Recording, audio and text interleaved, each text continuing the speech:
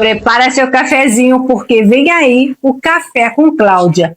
A doutora Cláudia Neves traz um tema que tem ganhado cada vez mais espaço, inclusive na justiça.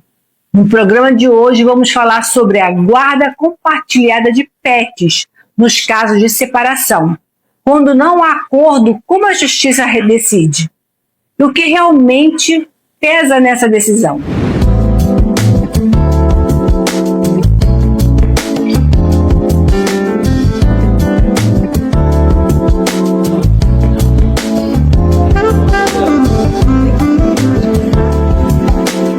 Muito boa tarde, pessoal. Hoje eu quero conversar com vocês sobre um tema que tem aparecido cada vez mais quando o relacionamento chega ao fim e que para muitas pessoas é tão importante quanto qualquer outra decisão, que são os pets. Porque para muitas pessoas e muitas famílias o animal de estimação não é só um bem, ele é parte da família. Então pega seu cafezinho e vem comigo, porque hoje a conversa é sobre guarda compartilhada de pets no divórcio.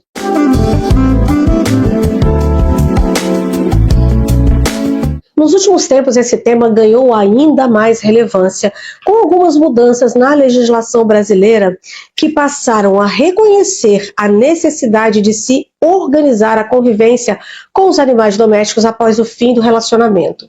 E isso acontece porque, na prática, os pets deixaram de ser vistos como apenas objetos. Eles são seres sencientes, eles têm vínculo afetivo, tem rotina, tem necessidades de cuidado e custos, e muitas vezes são parte importante da vida emocional daquela família. Quem tem pet sabe a importância deles na nossa vida. Quando um casal se separa e não há acordo, a justiça pode ser chamada para decidir com quem ficará o animal, ou até mesmo como será a convivência entre as partes. E aí entram alguns critérios importantes, como, por exemplo, quem tem mais disponibilidade para cuidar? Quem já assumia a rotina do pet? Quem tem melhores condições de oferecer o bem-estar para ele? Além disso, também pode ser definida a divisão das despesas.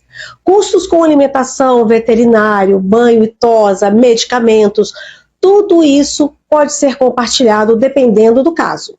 E existe um ponto novo, muito importante, que passou a ser considerado nessas situações.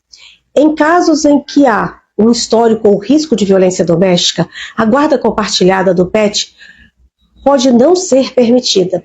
E isso faz todo sentido, porque muitas vezes o animal também faz parte do contexto emocional daquela relação. Existem situações em que o pet é usado como forma de controle, de chantagem, ou até como forma de manter um vínculo forçado com a outra pessoa. E a justiça hoje já começa a olhar para isso com mais atenção. Além disso, quando não há acordo entre as partes, o juiz pode definir como será essa convivência, levando em consideração o bem-estar do animal e a realidade de cada um. Ou seja, é verificado sim quem realmente tem condições de cuidar, proteger e garantir a qualidade de vida do pet. E isso representa uma evolução muito importante na forma como o direito de família vem sendo aplicado. Mas aqui entra também um outro ponto bem importante.